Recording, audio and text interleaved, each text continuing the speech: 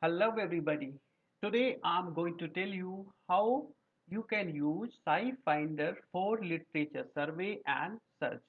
This is one of the very important software which researchers use, and the access for this software is provided by universities and departments to the scholars and professors.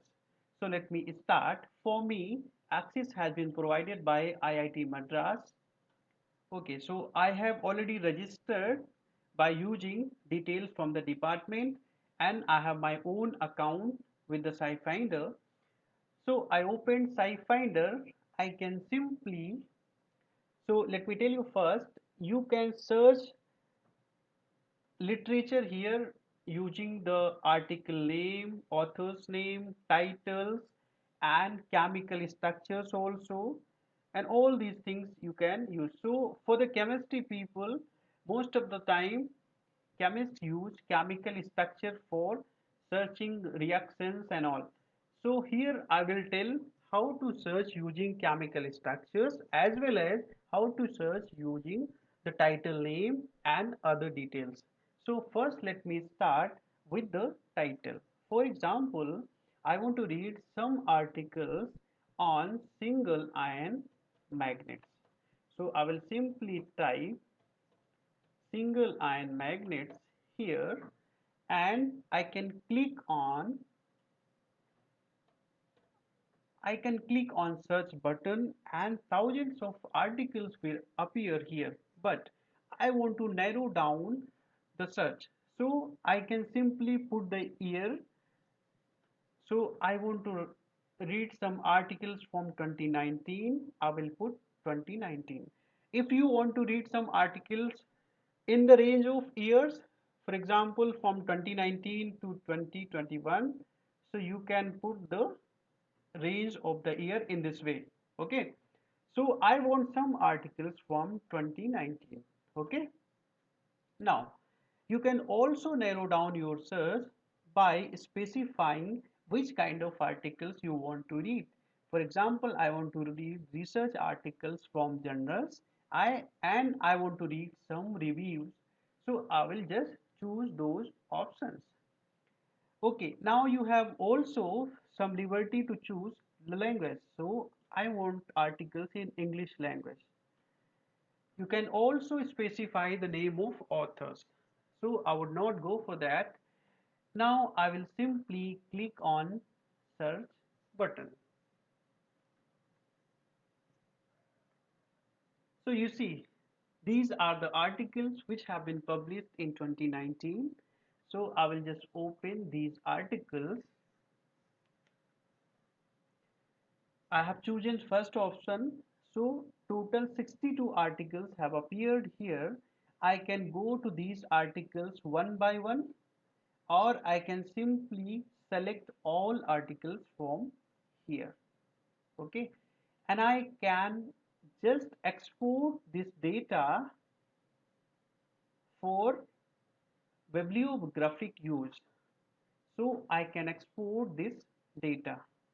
Okay, I can simply export all the articles or selected articles, or I can give some range of the articles from here. So I just want to export all the articles. In which format? I want to export in PDF format. You have so many, options to export.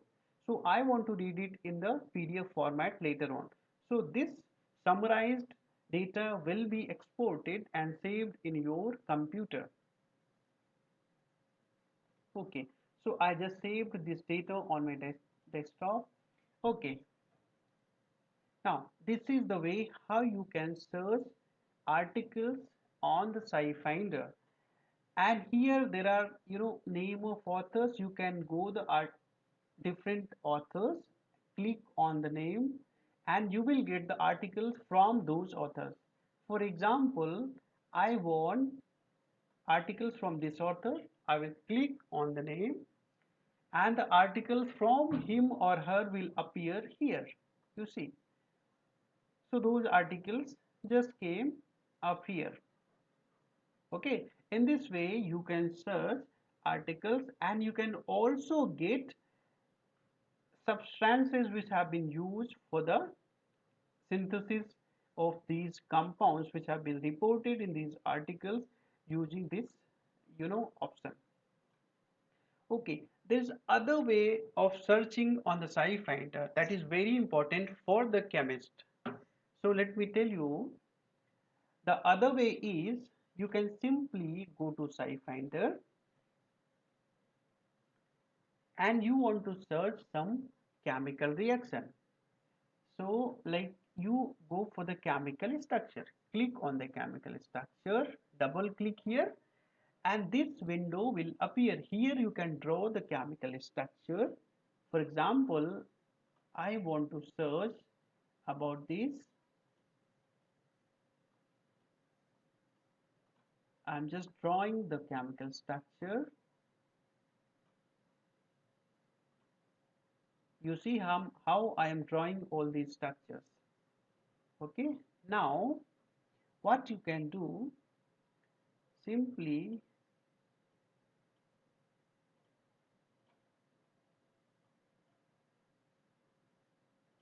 okay, so this is the structure I want to search about.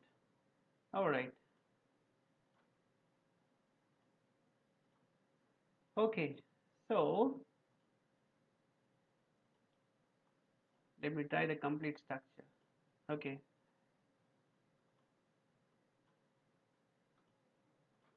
all right.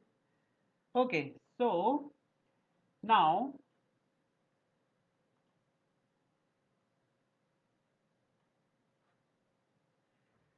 this is the structure which I want to search. You can search exact structure. You can search reactions which have using this chemical. You can choose reaction. From here, structure of more complexes. I just want to search this structure, exact search, or substructure search, or similarity search. Similarity search is where you will get reactions using where you will see similar structures, not exact structures. So I just want exact structure search. I will click on OK.